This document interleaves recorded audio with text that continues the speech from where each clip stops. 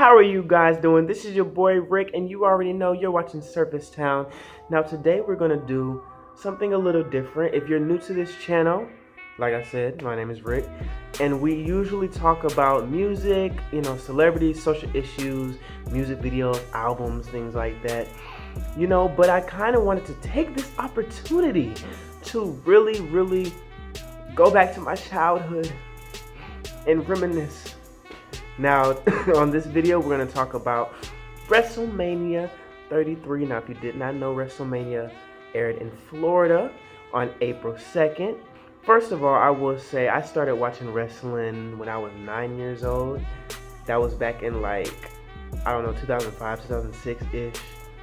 So, and when I watched wrestling, my favorite wrestlers were Rey Mysterio, The Undertaker, then D-Generation X, and then it sort of evolved into RVD, Jeff Hardy, Matt Hardy, Booker T.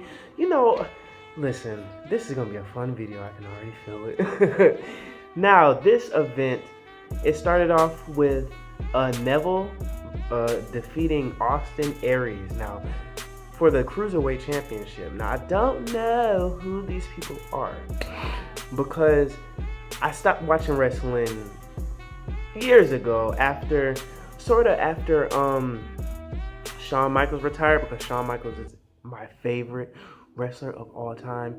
And after he retired, I kind of started to retire too. It just wasn't the same. Like, some of the wrestlers I grew up watching, they began to leave, or they were just doing things that were out of their character, and I just couldn't get with it. Like, I remember when they had Nexus, I was cool with Nexus, Then the Shield, I was like, And then CM Punk left, and it's like, oh my gosh, all these good wrestlers. So yeah, but I know the Cruiserweight division has always been neglected for as long as I can remember. So I think this was part of the pre-show.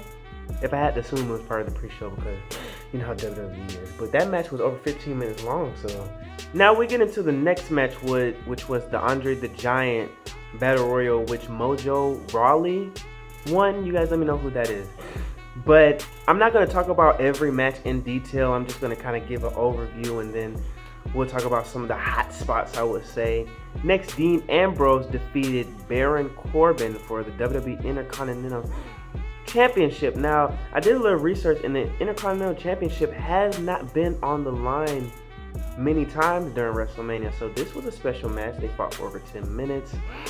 And Dean Ambrose, I feel like he's one of those brawler wrestlers. He's not really a technical wrestler, I would say, or a powerhouse, but he definitely is a brawler. Him in a street fight. Enough said. The next match was AJ Styles featuring Shane McMahon. Now, this match stuck out to me particularly because, at a certain point, I did start to watch TNA back when I think Booker T was on there, Kurt Angle was on there. By the way, Kurt Angle just got inducted to the Hall of Fame. Congratulations! And while watching TNA, I remember seeing AJ Styles. But AJ Styles had really short hair back then. But, apparently he came over to the WWE. I don't know if that was last year or a couple years ago. But yeah, ever since then, he's been... I applaud them for getting AJ Styles, and hopefully they've been doing right by him. But Shane McMahon decided to come back. I know he's been back for a minute, but the Shane McMahon I know is the one that used to always do like that. Here's like a guy on the turnbuckle with like a trash can over his head, and he would just go like this. He always used to do those crazy things, and he's a brawler too. So that match was over 20 minutes. So I'm pretty sure that match is good. You let me know what you think about that one. The next one was Kevin Owens defeats Chris Jericho. Now, first of all, Chris Jericho is one of my favorite, most charismatic entertainers ever in wrestling. And I just don't like Kevin Owens going over on Chris Jericho. I just don't like that standpoint. He won the United States Championship belt. Chris Jericho is more to me than Kevin Owens. Who is that? The next match, Bayley defeated Charlotte Flair related to Ric Flair, Nia Jax, did I say her name right? And Sasha Banks in a fatal 4-way elimination chamber for the Raw Women's Championship. Now, one thing I will say about the women's division, no longer the Divas division, is I think they're putting more effort towards them. They're giving them more spotlight. They're giving them respect that they deserve. And I think it's a long time coming. My favorite female wrestler of all time is Lita, because Lita was just that. She was just that chick that was just so controversial, so entertaining, so athletic, and that was my girl. Trish Stratus, my girl too. Mickie James. We can really go down the list. Michelle McCool, like those were some girls. But to finally see the women's division getting the respect they deserve, kudos to WWE. It took y'all long enough, but yeah. So she won. Now the next one was a fatal 4-way tag team ladder match for the WWE Raw Tag Team Championship belts. Now, listen, this has got to be my favorite moment of the night, because the Hardy Boys, Jeff and Matt Hardy, came back to the WWE. Now, they were originally in TNA. Well, not originally, but they had just came back from TNA, and they were just making major waves over in TNA. And the fact that they're back, like the last time I remember seeing Jeff Hardy, he was feuding with CM Punk back when he used to paint his face, man. And then Matt Hardy, I remember when he lost the ECW championship belt to Jack Swagger. Listen, for a second, Matt Hardy's always been my favorite, but he was like getting to that main event status that he always deserved. But to see them back together as a tag team. Remember when Jeff Hardy did that little ladder thing to Joey Mercury and messed up? Listen, I've been watching wrestling. But to see them back, it was just an iconic moment, and they better do right by the Hardy Boys, because you know how WWE likes to screw over people, so they better do right by them. Congratulations, glad to see them back, winning the titles. I don't care what you say, they deserve any title that they go after. So yeah, hopefully we get to see some good matches and some good storylines, and just Hardy Boys, anything the Hardy Boys ask for, if they acting right and sober, they deserve. Moving on, we get into John Cena and Nikki Bella. Now they won, of course they won.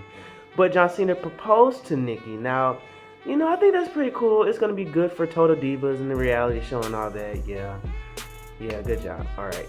Seth Rollins defeat Triple H. Now, Triple H, I just found out that he's lost more matches at WrestleMania than I thought. Now, he's been in a lot of main events. This is one where it's not the main event, but Seth Rollins is one of the best talents that has came from this new era of WWE universe, I would say. He's just one of those acrobat, one of those clever people I see in the ring that you don't normally see. So kudos to him. I don't really think he's biting off of many people, but I respect him. So the fact that Triple H put him over, that's what's up. I think he deserved it.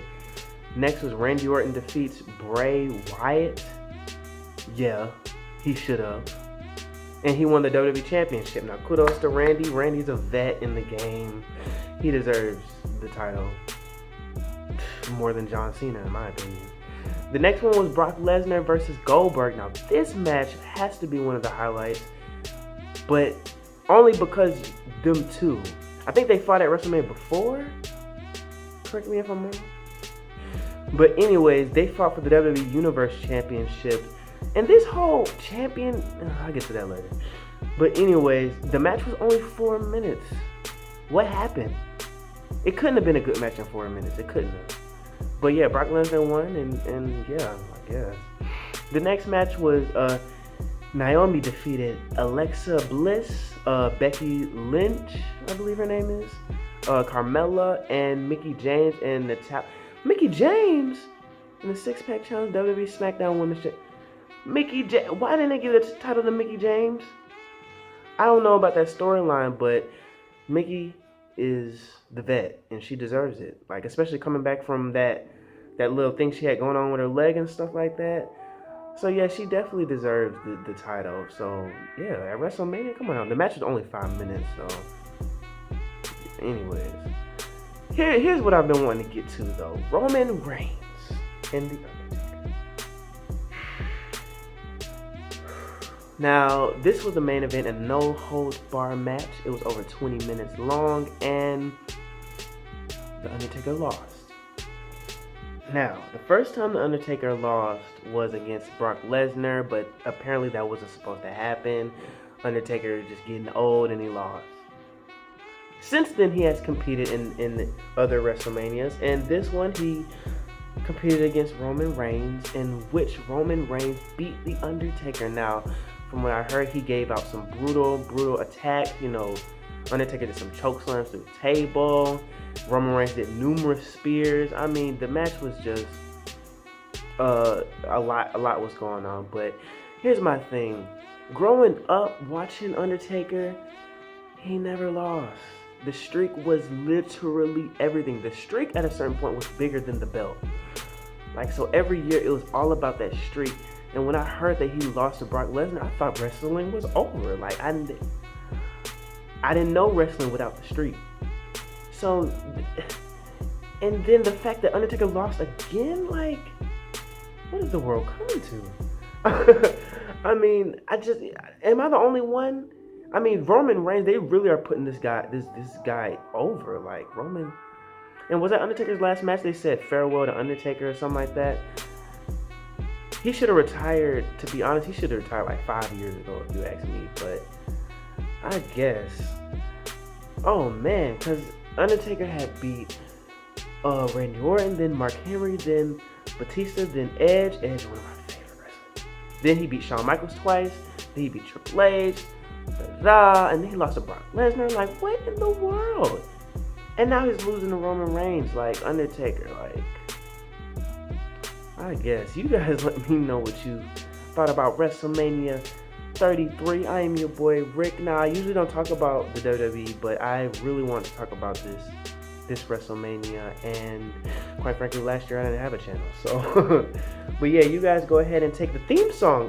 One of the theme songs was Tinashe's Flame, so kudos to her. You check out my reaction I did to that song. But yeah, you guys let me know if you want me to do more videos about the WWE. I'm pretty knowledgeable when it comes to what's happening in the WWE.